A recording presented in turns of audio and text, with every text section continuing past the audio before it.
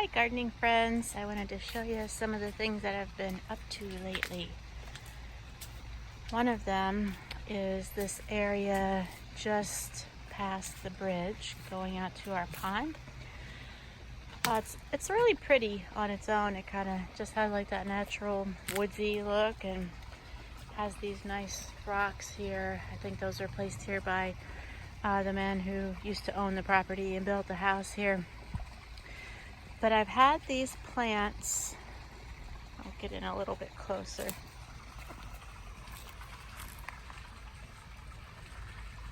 They're little evergreen shrubs called Siberian cypress. Here's another. And they're sort of like those low-growing junipers that people will put maybe like lining the edge of a garden bed or a pathway. They're evergreen. Well, during the winter they turn sort of burgundy brownish, and then they go green again in the summer. So I had 9 of those that I got wholesale like several years ago, and they've just been in pots ever since then.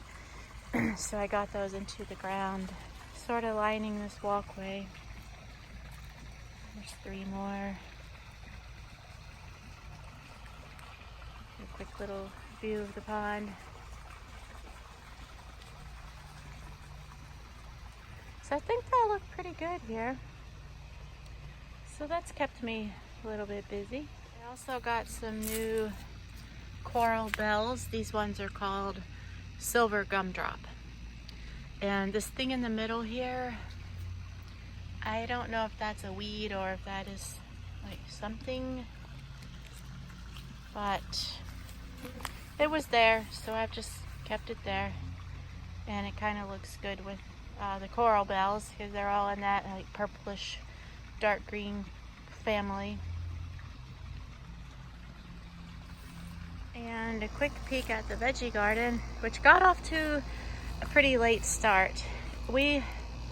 They pretty much had non-stop rain all spring. Like every day it was raining, which is pretty rare here. We get a decent amount of rain during the spring, but this past spring it was excessive.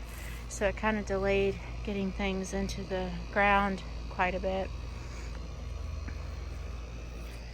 But finally, I've gotten a lot of things going.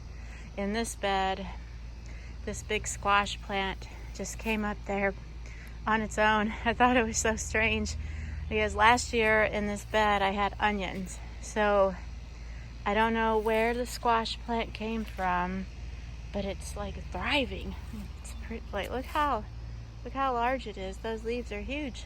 And then also in this bed I put in some beans. These other plants are bean plants. Second raised bed. This one's empty right now except for the straw. This one had all the garlic in it that I planted last fall, and then just within the past couple of weeks, maybe 2 to 3 weeks, I harvested all that and processed it. In the third bed I have a few sage plants that are perennials. Planted those last fall along with this thyme. So that'll be their permanent place until that day comes when they won't grow any longer. And then more beans.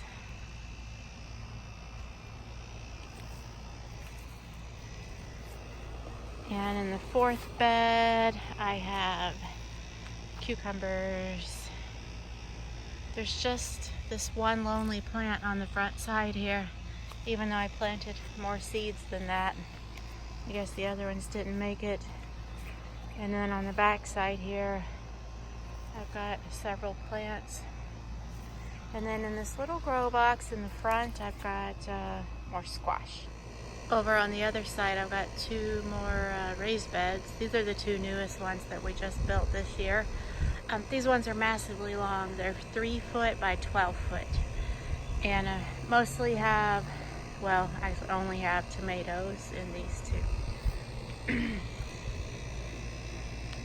This whole bed is full of tomato plants. I probably have at least 15 plants in here.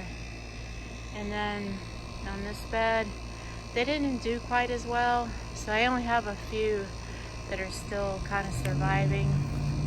And again, I think part of that is that I got such a late start. And then the other thing is that soil that I put in here, especially this one, is not really all that great.